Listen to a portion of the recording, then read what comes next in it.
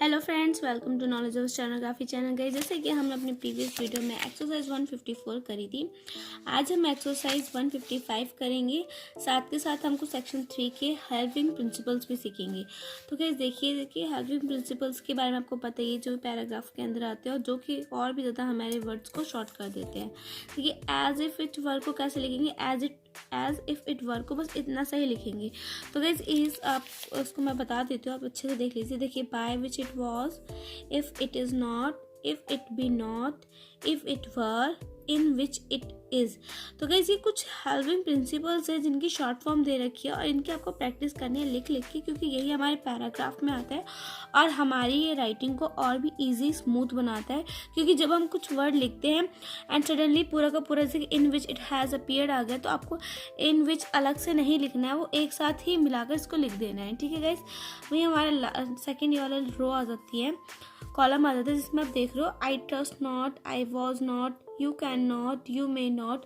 देख रहे कितना स्मॉल और कितना शॉर्ट फॉर्म में इसको लिखा हुआ है। तो इन सब की आपको प्रैक्टिस करनी है गाइस, इसको अच्छे से देख लीजिए सेक्शन 3 को। इसी के बेसिस पे हम एक्सरसाइज 155 आज करेंगे।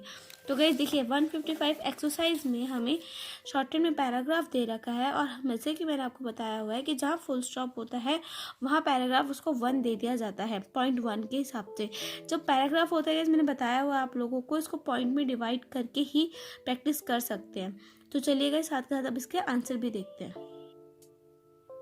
सो गाइस फर्स्ट पॉइंट देखिएगा, from time to time we have discussed the question of the influence of the press and you can not deny that on all occasions I have been able to make out a fairly strong case for the justification of the statement that journalist on the whole work for the cause of progress and if you should not be willing to allow this they would be unduly condemned for that for which they were not all together responsible. तो चलिए अब साथ के साथ मैं इसके outlines भी बता देती हूँ। दोबारा इसलिए पढ़ूंगी ताकि आपको शॉर्ट टर्म की आउटलाइंस क्लियर हो कि कौन सा वर्ड क्या बना हुआ है। From time to time we have discussed the question of the influence of the press and you cannot deny that on all occasions I have been able to make out a fairly strong case for the justification of the statement that journalists on the whole work for the cause of progress and if you should not be willing to allow this they would be unduly condemned for that for which they were not altogether responsible। तो guys देखिए इतना यहाँ पर आपको complete हो गया paragraph point 1 का, तो आप अच्छे से देख लीजिए। चलिए अब नेक्स्ट देखते हैं। सेकेंड पॉइंट हमारा, you will recollect that some time ago I can not say the exact date you stated that you were not satisfied that the influence of the press was for good.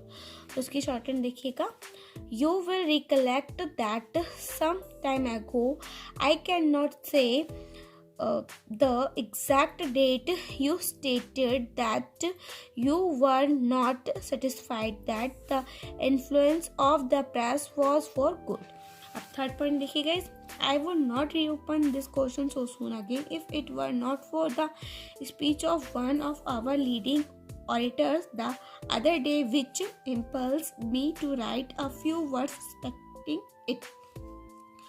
तो short देखिए, I would not reopen this question so soon again if it were not for the speech of one of our leading orators the other day which impulsed me to write a few words respecting it। तो guys second और third point आप अच्छे से देख लीजिए। चलिए अब next point देखते हैं। नेक्स्ट फोर्थ पॉइंट देखिएगा, he was the principal guest at the annual dinner of the local press club and I have carefully perused more than one report of the speech in the several newspapers in which it has appeared। तो इसकी short hand देखिए, he was the principal guest at the annual dinner of the local press club and I have carefully perused more than one report of the speech in the several newspapers in which it has appeared. ठीक है guys, यहाँ fourth point complete हो, second fifth point देखिएगा. He said he was getting on in life and for some time past had withdrawn from public life and hoped that he had done with public speaking. तो short hand देखिए इसकी. He said he was getting on in life and for some time past had withdrawn from public life and hope that he had done with public speaking. तो इस fourth and fifth point आप अच्छे से देख लीजिए.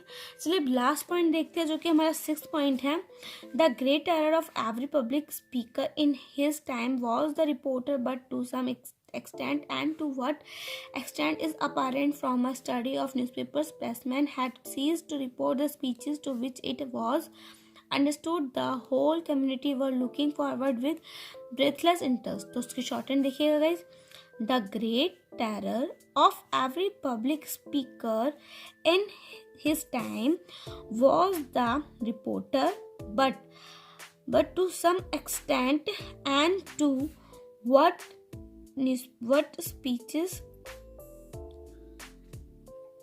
extent is apparent from a study of newspapers.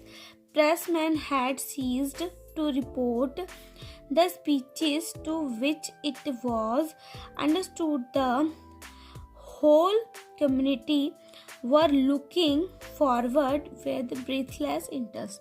तो कैसे 6 point यहाँ क्लियर होता है. तो आप अच्छे से आप देख लो फोर्थ फिफ्थ पॉइंट भी, और यहीं पे हमारा second third and first point. तो गाइस जो अभी मैंने आपको ये वाला सेक्शन 3 करवाया है उसी के बेसिस पे हमारी एक्सरसाइज 155 थी. तो गाइस आई होप आपको समझ में आई होगी. अगर कुछ भी आपको डाउट लगे तो आप मुझे कमेंट करके पूछ सकते हैं.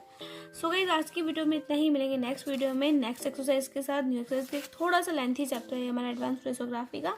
तो आई होप आप लोग स्टडी कर रहे होंगे. तो प्लीज़ वीडियो को लाइक करें, कमेंट करें, सब्सक्राइब करें, बेल आइकन को प्रेस करें. Thank you.